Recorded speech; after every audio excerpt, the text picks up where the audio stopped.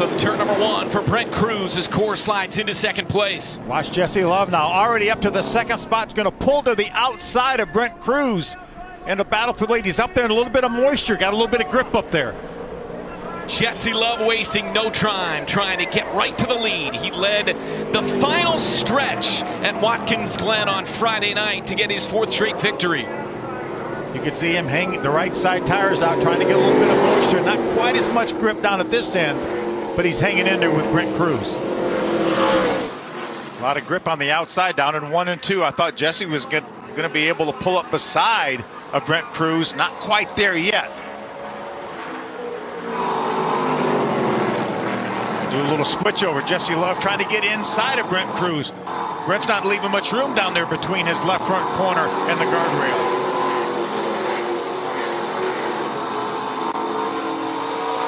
Brent, we talked about the dirt ringers here, but Jesse Love is not a slouch either. He won this very race here last year at Springfield.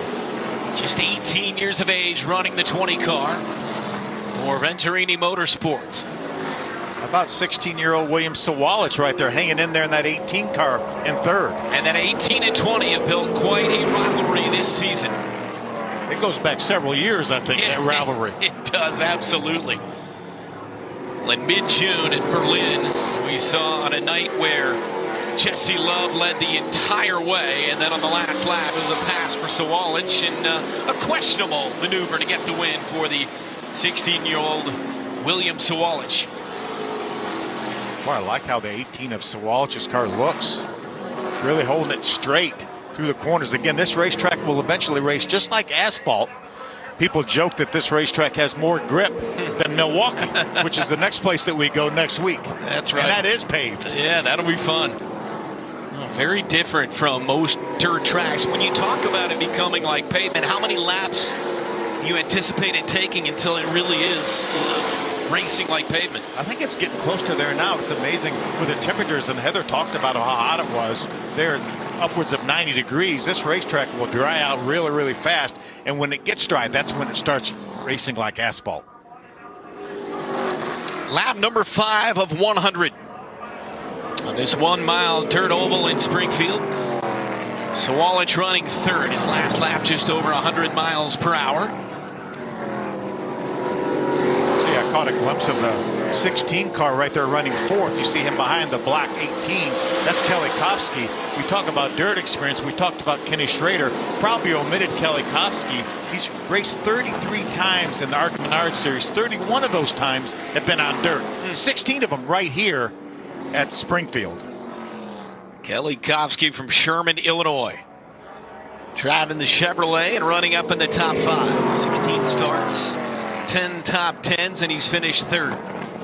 That was 8 seasons ago. Done a lot as a crew chief as well, huh? He's been Justin Allgaier's crew chief, Brandon Figger's crew chief, as a winner up here at Springfield. Very, very accomplished driver as well as mechanic on these cars. Frankie Muniz running 11th in the 30 car, just outside of the top 10. Now, he's a guy that has had a consistent season for most of the year, but the last couple of weeks, and really 3 out of the last 4, he's kind of run into some rookie blues a little bit. Yeah, really more electrical problems than anything. It hasn't been anything that he or the team has done, but he got hit somewhere on a restart and it unplugged the battery, and then he had ignition problems last Friday at Watkins Glen as well. So if they can just get those gremlins figured out, then he's got a solid season. How about that 16 of Kelly Kofsky, Heather?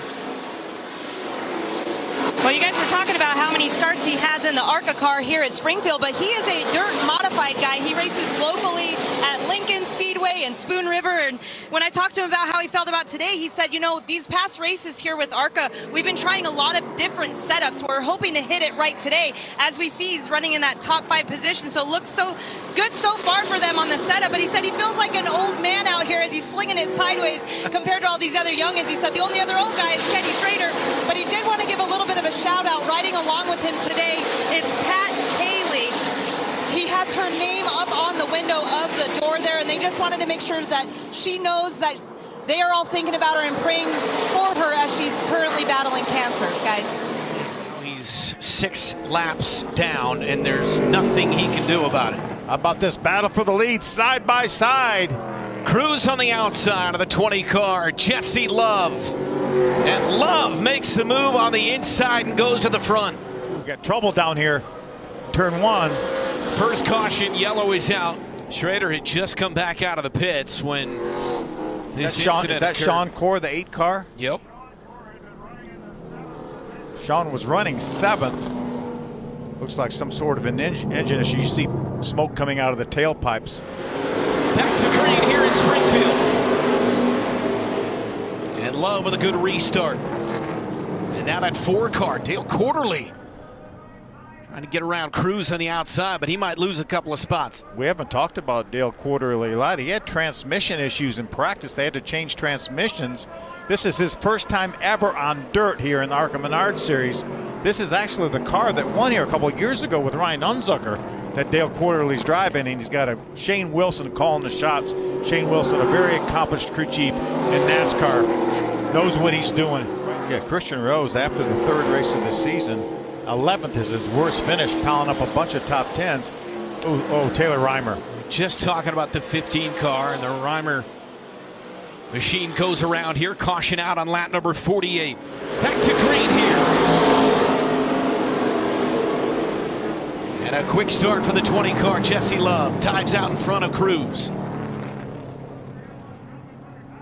Perez going to hold on to that 3rd spot right in front of the 4 of Dale Quarterly. See Kelly Kofsky, that's Kelly Kofsky, the white car behind the purple car. Going to try to make the move to the inside with Sawalich right behind him. So Dale Quarterly up into 4th, Kofsky in 5th. And Sawalich right at his bumper.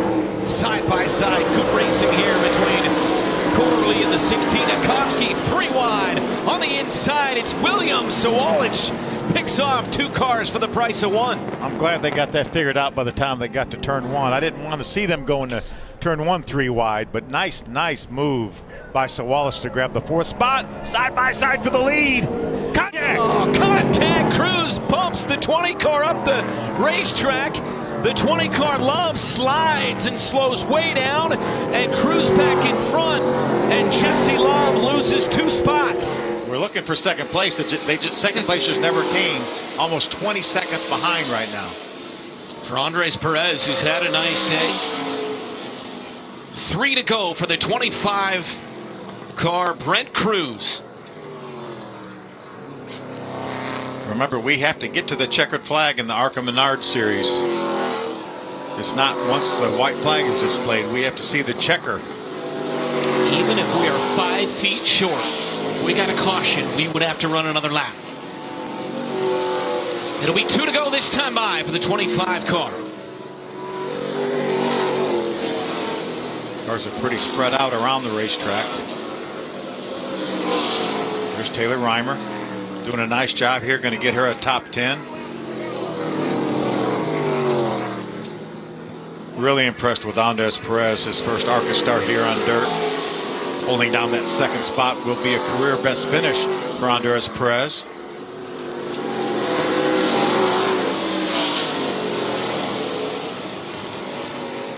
Final lap here at Springfield in the Dutch Boy 100. All Brent Crews with a nearly 21-second lead on Andres Perez. Stay behind these cars. You don't need to pass these cars, Brent. Coming to the checkered flag, the 15-year-old looking for his first ever win in the ARCA Menards Series from Davidson, North Carolina in the 25 car for Billy Venturini. It's Brent Crews.